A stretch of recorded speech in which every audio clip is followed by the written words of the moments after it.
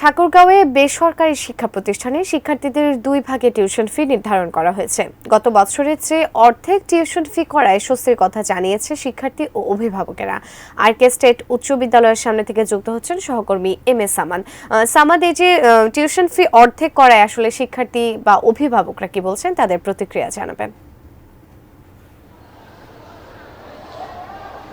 ধন্যবাদ সুজানা। এবারে যেমনটি বলছিলেন যে 2 ভাগে এবারে যে টিউশন ফি সেটি নির্ধারণ করা হয়েছে, অর্থাৎ অন্তর্বর্তী সরকার আসার পরেই আমরা দেখেছি যে ডিসেম্বর মাসে অর্থাৎ 2024 সালের ডিসেম্বর মাসে জেলা কমিটির একটি মিটিং হয়। সেই মিটিংয়ে ঠাকুরগাঁয়ের যে সকল বেসরকারি শিক্ষা প্রতিষ্ঠান রয়েছে এবং সেখানে যে শিক্ষার্থী রয়েছে তাদের 2 ভাগে বিভক্ত করে যে মাসিক টিউশন ফি সেটি নির্ধারণ করা হয়েছে। এটি একটি হচ্ছে পৌর এলাকা নির্ধারণ করা হয়েছে, অন্যদিকে উপজেলা, এই 2 ভাগে বিভক্ত করা হয়েছে। পৌর এলাকায় যেটি নির্ধারণ করা হয়েছে যে পৌর এলাকায় যে সকল বেসরকারি শিক্ষা প্রতিষ্ঠান রয়েছে সেগুলো 6ষ্ঠ থেকে 8ম শ্রেণী পর্যন্ত তাদেরকে প্রতি মাসে যারা সাধারণ শিক্ষার্থী তাদের 200 টাকা করে টিউশন ফি দিতে হবে এবং নবম দশম শ্রেণীর যারা শিক্ষার্থী তাদেরকে 300 টাকা করে দিতে হবে এবং একাদশ দ্বাদশ যারা শিক্ষার্থী রয়েছে তাদেরকে 300 টাকা করে দিতে হবে। এবং এই 2 ভাগে যদি বিভক্ত করা হয়েছে, একটি হচ্ছে সাধারণ শিক্ষার্থী আর একটি হচ্ছে দরিদ্র শিক্ষার্থী। দরিদ্র শিক্ষার্থীর ক্ষেত্রে যেটি সাধারণ শিক্ষার্থীর ক্ষেত্রে নবম থেকে 8ম পর্যন্ত 200 টাকা ছিল সেটি হয়েছে 100 টাকা এবং যেটি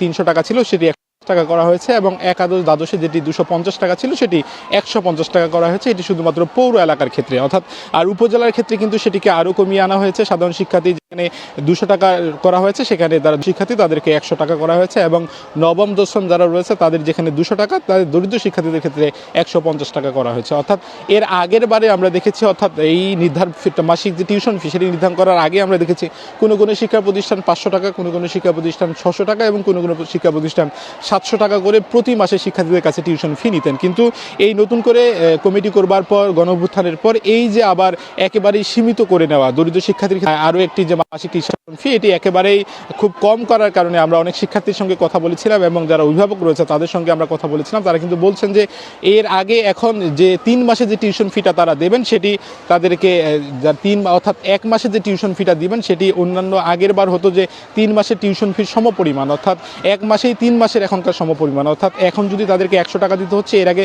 1 মাসেই আবার কয়েক মাসে টিউশন ফি তাদেরকে দিতে হতো। অর্থাৎ এই যে একটা স্বস্তির জায়গা, এই স্বস্তির কথা কিন্তু যারা অভিভাবকরা রয়েছেন তারা আমাদেরকে বলেছেন। অর্থাৎ এখন প্রতি মাসে তারা 100 বা 200 টাকা হলেই কিন্তু তাদের যে বিদ্যালয়ের যে টিউশন ফি সেটি পরিশোধ করতে পারছেন। এই কারণে তারা তো স্বস্তির কথাও জানিয়েছেন এবং তারা ধন্যবাদও জ্ঞাপন করেছেন। আমরা শিক্ষা প্রতিষ্ঠানের যারা প্রধান রয়েছে এবং জেলা শিক্ষা কর্মকর্তা তাদের সঙ্গে আমাদের কথা হচ্ছে, তারা বলেছেন যে ঠাকুরগাঁয়ের যে স্থানীয় বিবেচ্য বিষয় সেটিকে বিবেচনা করে তারা এই টিউশন ফি নির্ধারণ করেছেন এবং তারা প্রত্যেকটি বিদ্যালয়ে ইতিমধ্যে সেটি জানিয়ে দিয়েছেন যে কোন শিক্ষার্থীর কাছে কি পরিমাণ নেওয়া হবে এবং 2 ভাগে শিক্ষার্থীদের বিভক্ত করার কথা বলা হয়েছে। আমরা এই নিয়ে জেলা প্রশাসক, যিনি এই কমিটির সভাপতি ছিলেন, তার সঙ্গে কথা বলা হয়েছে। তিনি বলছেন যে ঠাকুরগাঁয়ের সব কিছু বিবেচনা করে এই মাসিক টিউশন ফি নির্ধারণ করা হয়েছে। যদি কোনো শিক্ষা প্রতিষ্ঠানের ব্যত্যয় ঘটায় তবে তারা তাদের যে আইনানুগ যে ব্যবস্থা, অর্থাৎ তদন্ত সাপেক্ষে যে করার কথা রয়েছে সেটি তারা গ্রহণ করবেন। সব মিলিয়ে এই টিউশন ফি কমার কারণে শিক্ষার্থী এবং শিক্ষা জীবনে যেমনিভাবে শিক্ষার্থীদের একটা স্বস্তির কথা রয়েছে, অন্যদিকে অভিভাবকের যে মাথায় যে চাপ, সেই চাপটি কমবার কারণে তারা কিন্তু